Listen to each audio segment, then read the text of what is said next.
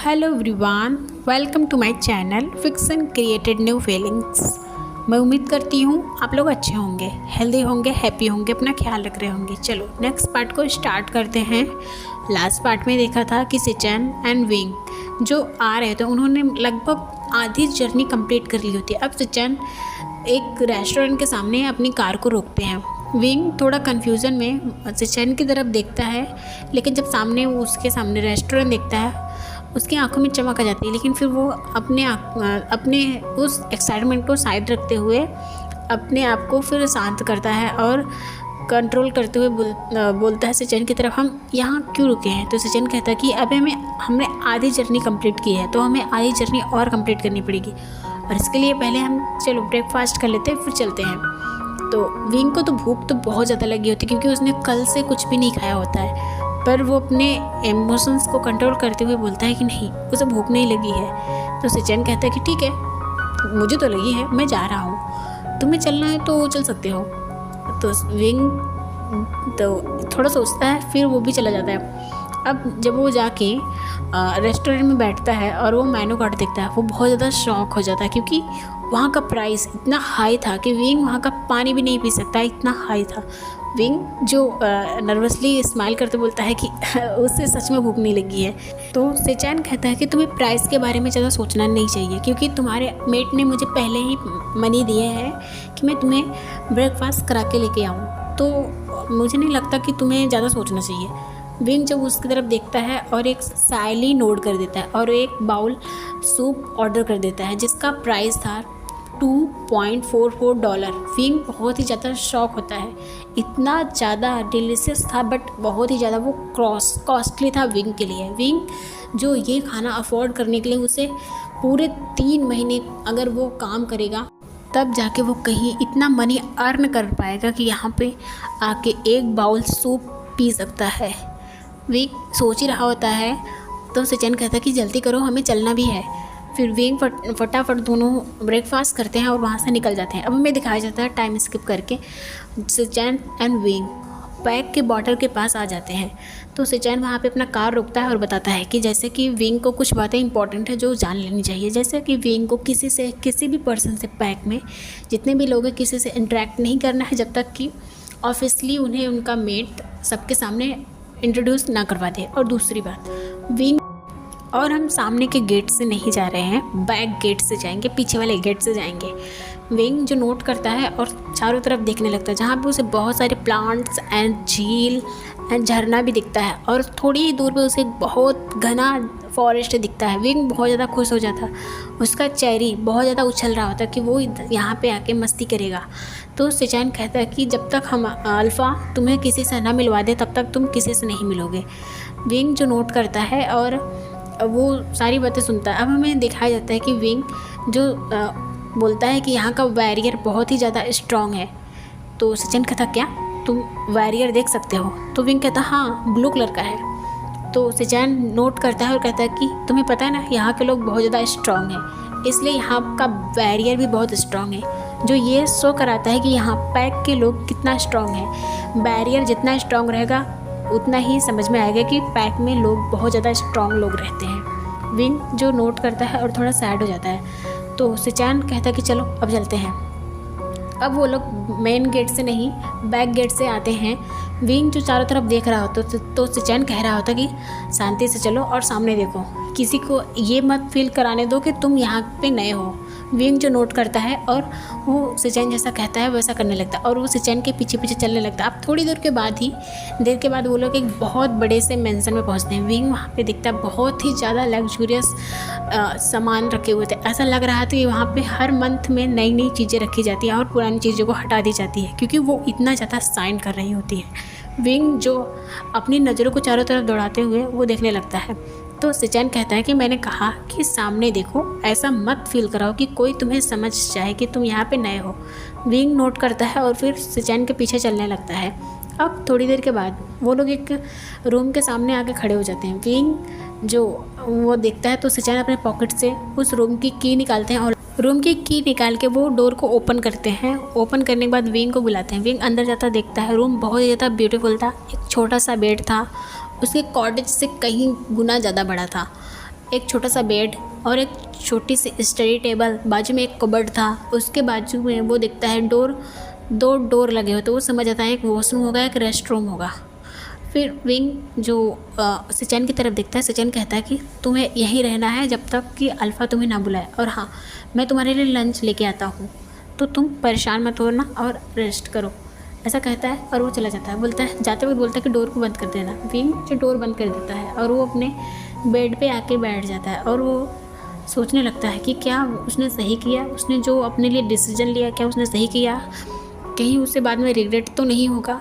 केवल वो अपने मेट बॉन्ड की वजह से वो अनजान पैक में आ गया है, पता नहीं उसके साथ क्या होगा। फिर ये सब सोच रहा होता है और लेट जाता है। अब थोड़ी देर के बाद जो उसके डोर पे नॉक होती है, वो डोर खोल के देखता है तो वहाँ पे सचिन होता है जो उसके लिए लंच लेके आया था। विंग लंच लेता है और सचिन कहता है कि एंजॉय करना और हाँ किसी से बातें मत करना।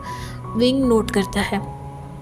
अब दिखाया जाता है कंटिन्यू ऐसे 3-4 दिन बीत जाते हैं। विंग के पास कोई भी नहीं आता, इवन उसका अल्फ़ा भी नहीं आता, केवल सचिन आता है जो उसे ब्रेकफास्ट देता है, लंच देता है और डिनर देता है।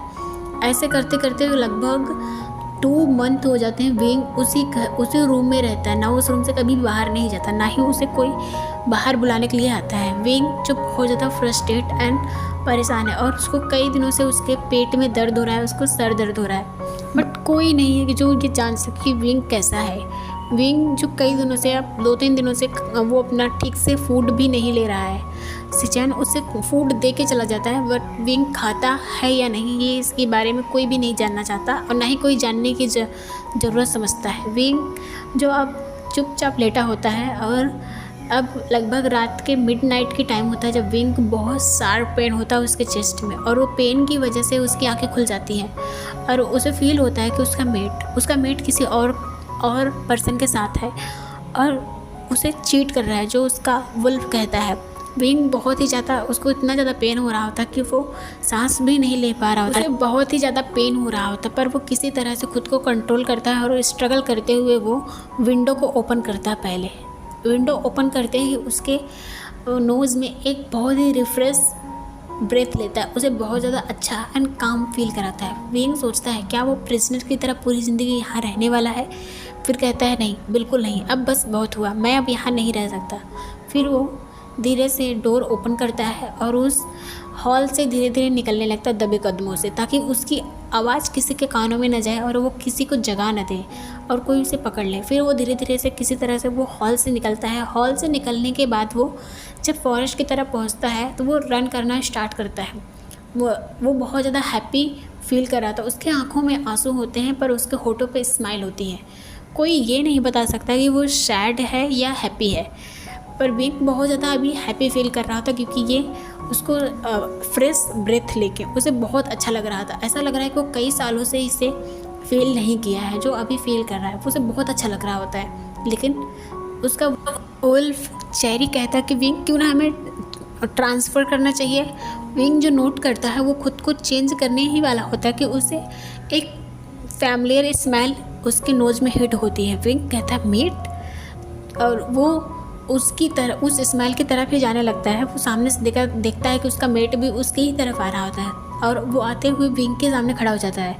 विंग कहता है कि तुम चीटर, तुमने मुझे चीट किया, मैं तुम्हें। विंग इससे पहले और कुछ बोलता तो उसका मेट कहता है वाह, मैं यही कब से सोच रहा था कि तुम कोई गलती करो और तुम्हें पनिशमेंट मिले, और तुमने एक बहुत बड़ी गलती, फाइनली तुमने वो मिस्टेक कर दिया, तुमने अल्फ़ा की बात को निगलेक्ट किया, इसकी पनिशमेंट तो तुम्हें मिलेगी।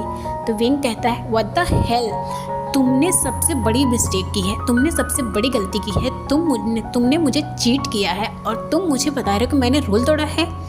तो वो उसका अल्फ़ा जो होता है बोलता है तो तुम क्या करोगी। विंग जो कहता है मैं तुम्हारा मुंह तोड़ूंगा, और ऐसा कहते हैं वो ग्राउल करते हुए अपने अल्फ़ा की तरफ जाता है और उसको पंच पे पंच मारना स्टार्ट कर देता है। उसका अल्फ़ा ऐसा लग रहा है ये सब एंजॉय कर रहा है और वो एक विंग करता है विंग को और एक नोटिस स्माइल करने लगता है। विंग और ज़्यादा गुस्से में हो जाता है और खींच के एक पंच पूरी अपनी फोर्स के साथ मारता है, लेकिन उसके अल्फ़ा को तो नहीं लगती, पर विंग के हाथ से ब्लड आने लगता है। वो सोचता है क्या इसकी बॉडी स्टील की बनी है। ओ गॉड, और वो अपने गुस्से में और कंट्रोल नहीं करता और अपने वुल्फ में चेंज करके सोचता है तब इसे पंच करेगा। लेकिन इससे पहले कि वो कर पाता उसका अल्फ़ा उसे उठा के पटक देता है ज़मीन पे। विंग जो पूरी तरह से शॉक एंड सरप्राइज हो जाता है इस रिएक्शन से। उसे नहीं लगा था कि उसका अल्फ़ा उस पर सच में अटैक करने वाला है। और विंग के आँखों से आंसू के साथ उसके फेस में एक बहुत ही ज़्यादा डर और उसके माउथ से ब्लीडिंग आना स्टार्ट हो जाता है। पर उसका अल्फ़ा कहता है कि मैंने तुम्हें कहा था कि तुम उस रूम से बाहर नहीं आओगे, लेकिन तुमने मेरी बात को निगलेक्ट किया और तुमने रूल तोड़ा है। तो रूल तोड़ने का मतलब तुम्हें पनिशमेंट तो मिलेगी ही मिलेगी, चाहे कुछ भी हो जाए। और ऐसा कहता है, विंग के गले को पकड़ लेता कस के और उसके बाद उसके फेस पे एक खींच के पंच मारता है जिससे विंग के लिप्स कट जाते हैं और उसके लिप्स से ब्लीडिंग होने लगते हैं। और वो उसकी तरफ देख रहा था, बोलता है कि मैंने कहा था कि रूल तोड़ना नहीं है तुम्हें, पर तुम्हें नहीं समझ में आता। मैंने कहा था ना कि मैं तुम्हारी लाइफ हेल बना दूंगा, तो ये तुम्हारी हेल की स्टार्टिंग है। चलो। विंग को और भी बातें वो क्या क्या बोलता उसका अल्फ़ा वो नहीं सुन पा रहा था, क्योंकि अब धीरे धीरे उसे डिजीनेस फील हो रहा था और उसका विज़न ब्लर हो रहा होता है। लेकिन उसे फील होता है कि उसके अल्फ़ा ने बहुत ज़ोर से किक किया उसके पाँव में, जिसकी तरह से उसको लगता है कि उसके पैर के पूरी तरह से हड्डियाँ तो टूट गई होंगी, पर उसे याद नहीं रहता और वो बेहोश हो जाता है। अब उसे जब नेक्स्ट रियलाइजेशन होता है उसे, तो वो देखता है कि एक बहुत बड़े से रूम में वो लेटा होता है, जो वहाँ पे हल्के से डिम लाइट जल रही होती है।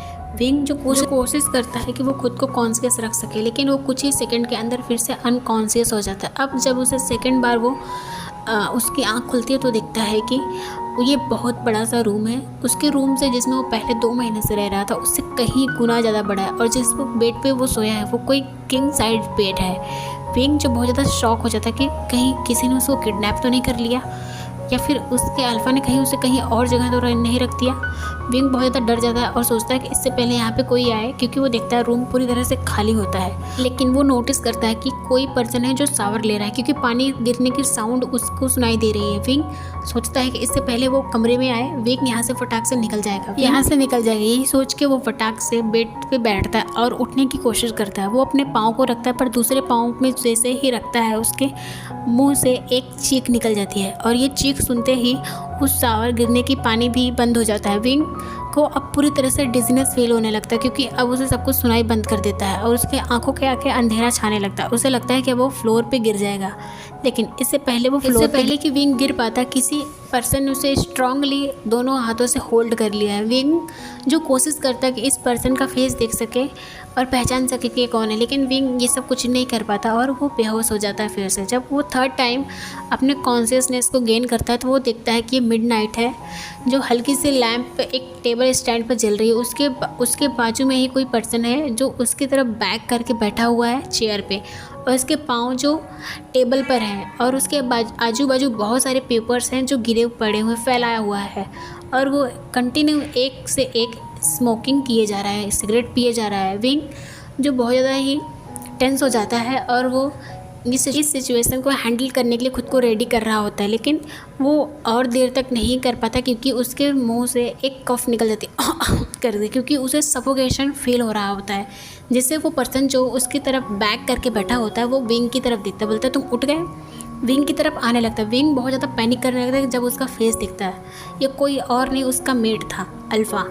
विंग जो पैनिक करते हुए दोनों साइड से बेड शीट को कस के पकड़ लेता है, और वो इशारे में कहता है कि वो सांस नहीं ले पा रहा है। उसका मेट समझ जाता है, तो वो फटाक से पहले विंडो ओपन करता है, सारी विंडो ओपन करता है।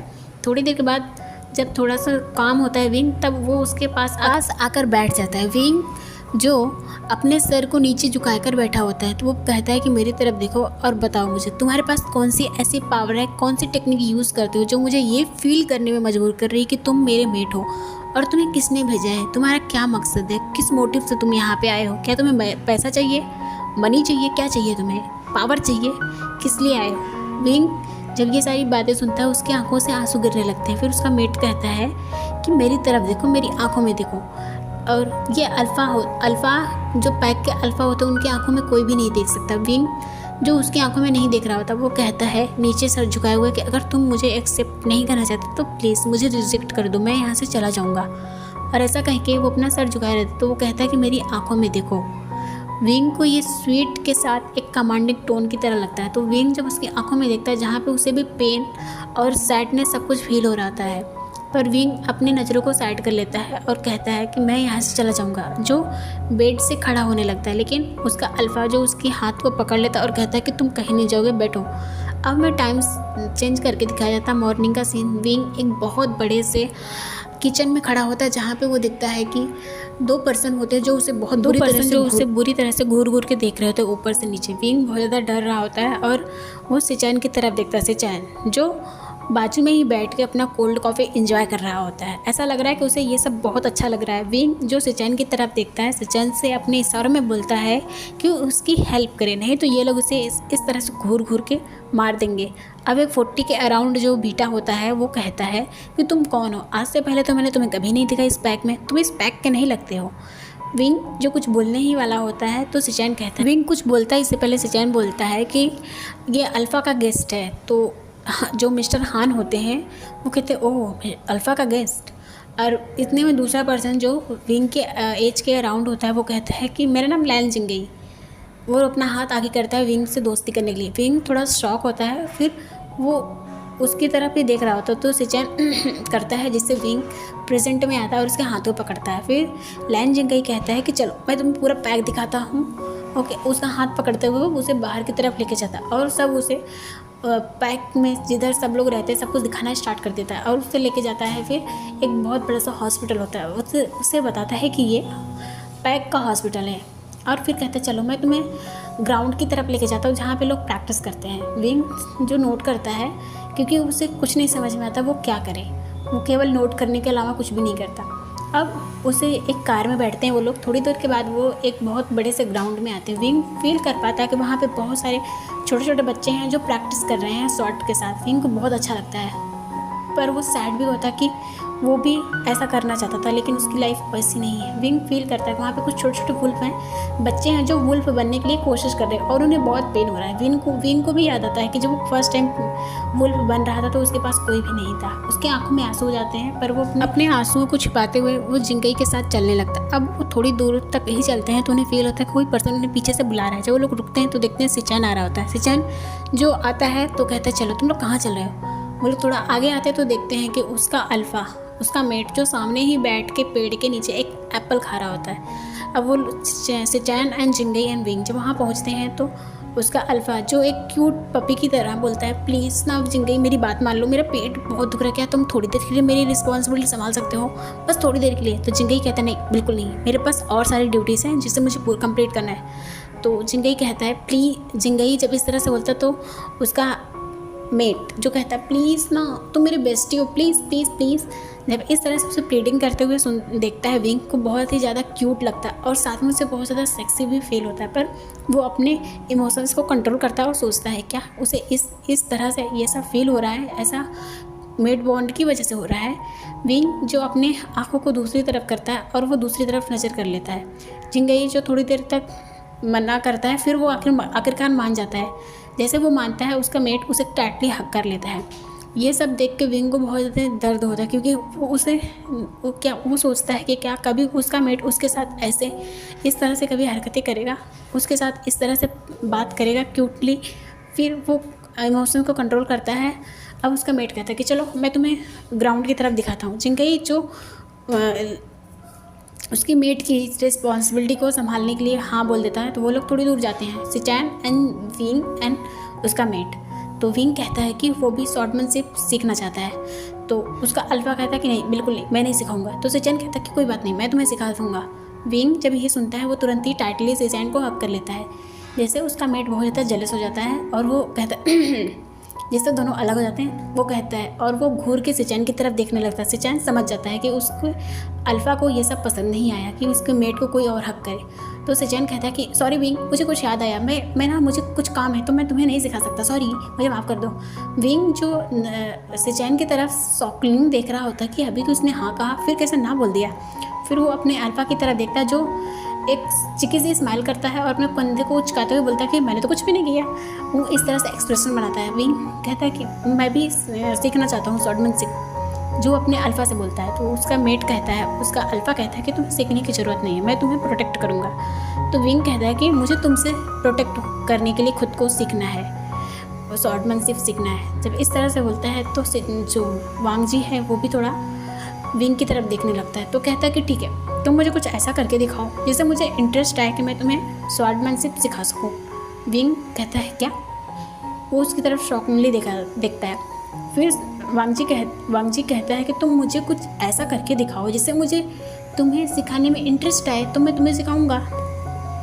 ये सुन के विंग को बहुत गुस्सा आ रहा था, लेकिन वो अपने गुस्से पे कंट्रोल करता है। वांग जी एक बहुत बड़ा सा सर्कल बनाता है और कहता है तुम मुझे इस सर्कल से बाहर निकाल के दिखाओ। अगर तुम ऐसा कर लेते हो तो मैं तुम्हें स्वॉर्डमैनशिप सिखाऊंगा, अगर नहीं कर पाते हो तो मैं तुम्हें नहीं सिखाऊंगा और नहीं सीखने दूंगा। विंग जो उसकी तरफ गुस्से में देखता है और बहुत गुस्से से घूरते हुए बोलता है ओके ठीक है, और वो अपने पूरी स्ट्रेंथ के साथ वांग जी को पुश करता है। बट वांग जी वहीं के वहीं रहता है।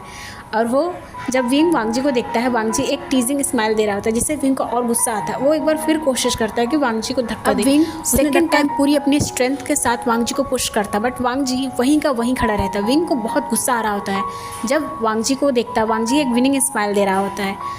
विंग अब अपने गुस्से को और कंट्रोल नहीं कर पाता और एक 2 स्टेप पीछे लेता है। अपने पूरे स्ट्रेंथ के साथ वांग जी को पुश करता है। वांग जी इस स्ट्रेंथ को नहीं संभाल पाता और वो उस सर्कल से बहुत दूर जाके गिरता है। साथ में वो विंग को भी खींच लेता है। स्ट्रेंथ इतना ज़्यादा फोर्स एंड फास्ट था।